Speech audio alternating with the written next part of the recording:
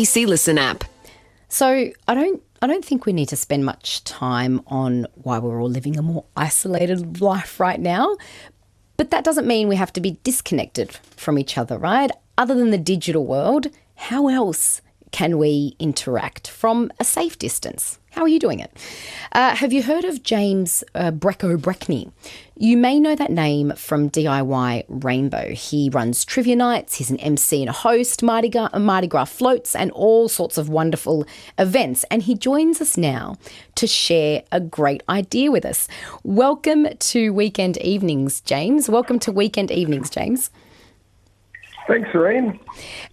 We'll chat about DIY Vivid in a sec. Tell us a bit about you. I'm I was an MC and trivia host, Serene. I was doing trivia 4 nights a week in Sydney and getting a lot of corporate gigs as well. Right. Speed dating nights, music bingos, and obviously last weekend in like 48 hours, basically everything just stopped.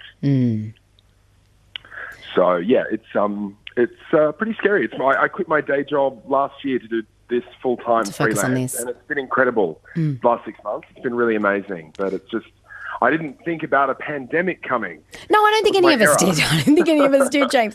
But what is DIY Rainbow about? Just, for anyone who may not have come across it. Yeah, DIY Rainbow is a Facebook page that I've been running since 2013, and it basically bore out of the rainbow crossing on Oxford Street. And back then, if you recall, the state government removed the rainbow crossing sort of against the city of Sydney's wishes. And as a bit of a joke, I chalked my own rainbow behind my terrace in Surrey Hills. And people started chalking rainbows all over Sydney. And actually went quite viral. They actually chalked rainbows all over the world in support of the LGBTQ community. Yeah, and Facebook flew me to America. And I got to chalk a rainbow at Facebook. And I came back and I got elected to the board of Mardi Gras. So it was a grand old time. But since then, I've got about 80,000 people on the page, predominantly based in Sydney. And I thought it's a great avenue to do more whimsical activism where possible. Whimsical activism where possible.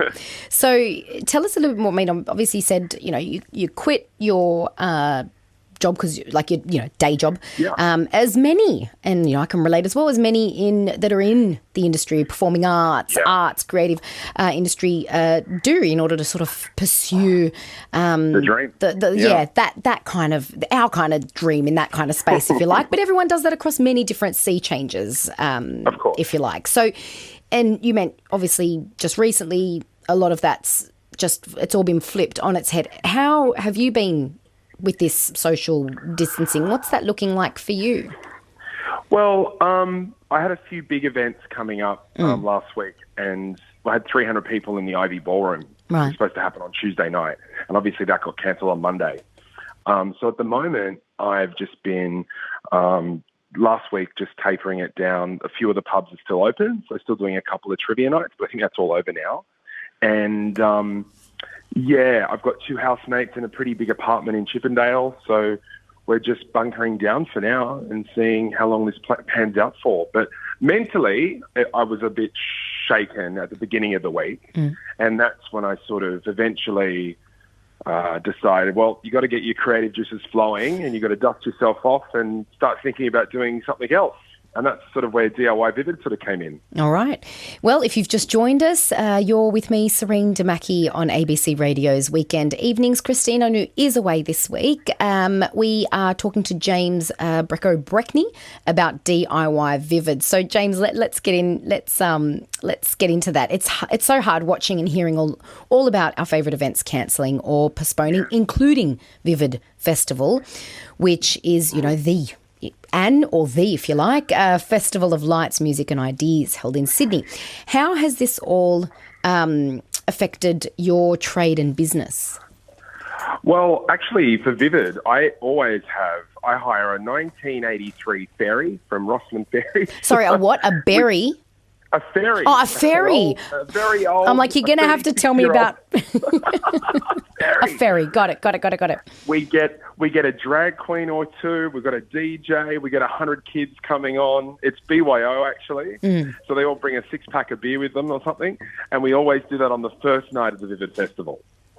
So that's been a tradition now for maybe 7 years for me. So Vivid plays a big part in Sydney, doesn't it? For all of us. We love the festival. It's a great festival. It's just brilliant. And what a shame that that's been cancelled as well. I had small hopes maybe that would in some form go ahead because it's visual and it's from a distance. But obviously that's not the case. And you have a great idea for DIY Vivid. Do tell. Okay. So the concept is, since we're all probably going to be stuck at home, we've set the date in about 3 weeks' time, 17th of April.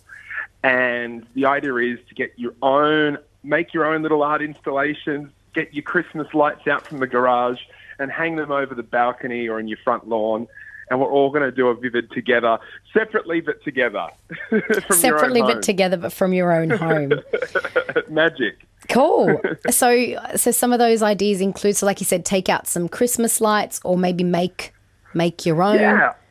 I mean, obviously we don't need people to go out to the shops and buy things. You can just do with what you've got. Yeah. Hopefully you've got some Christmas lights from December.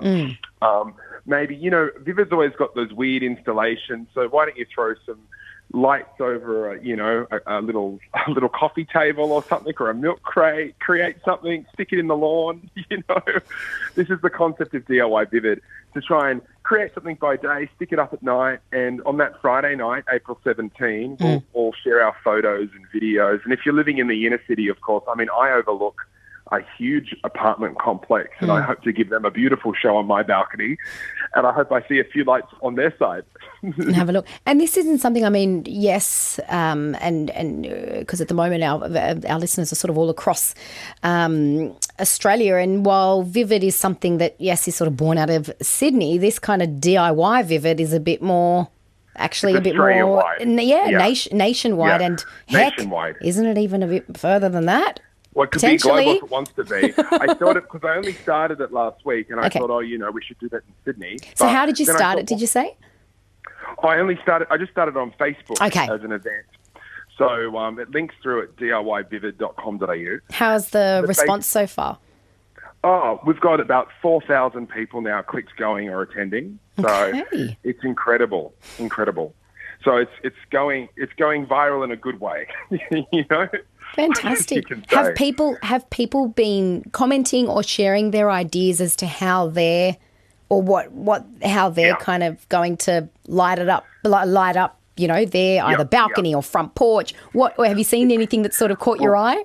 Because we've talked about the freelance work all drying up, there's a lot of professionals on there too with laser lights and professional light systems, and they're getting excited. I'm getting a lot of emails from DJs that want to DJ a set on the first night. Wow. So we're going to put together like a simulcast sort of stream on that Friday night where we can all play the tunes and cross live to different houses and things. So that's all sort of coming together. But yeah, so, I mean, it's early days. It's only been up for a week, but there's lots of ideas coming through on the wall, and I think everyone's just going to have a real nice time, hopefully, take their mind off things. Have you sort of floated this idea to, the Vivid organisers at all? Yeah, so basically my plan was to set it up in 4 weeks' time. I've got a friend in the Netherlands, and I sort of understand over there how long. Everyone thinks isolation might be 2 weeks, but it's probably going to be a lot longer, So I thought, well, for 2 weeks, I'll make it a grassroots movement. And then for the final 2 weeks, I'll ramp up and approach, City of Sydney, Vivid, and see if anyone wants to get involved. But gosh, it's gotten so big so quick. Well, you said 4,000 already. Yeah, we're starting to reach out to everyone now. So hopefully we'll have some announcements early next week. All right, cool. Well, James, honestly, all the best with it. Where can we keep an eye on it? So you said Facebook. Can you remind us what the name of the Facebook page is, or anywhere else if anyone wants to find out more or join? If you just put in DIY Vivid Australia in Facebook, the event will come up. But it links from diyvivid.com.au. Good one. And everyone get ready, get your lights, decorate your balcony, decorate your lawn. Let's make some magic for each other. Good on you, James. And James, thanks so much. It's been great. Thanks so much for taking the time to speak with me tonight. Thanks for chatting, Serene. All right. All the best. That was MC and host James Breckney there, who wants us all to get in on DIY Vivid. What do you reckon? You can jump on the Facebook sites, have a look at what some people have ideas. You can get maybe really creative or keep it simple. I think there's no real right or wrong here, and it's not a contest in any way, shape or form. I think it's just making sure that sort of vivid spirit stays alive. Good on you, James. All right, time for more new music with music writer Bernard Zuhl. Thank goodness summer doesn't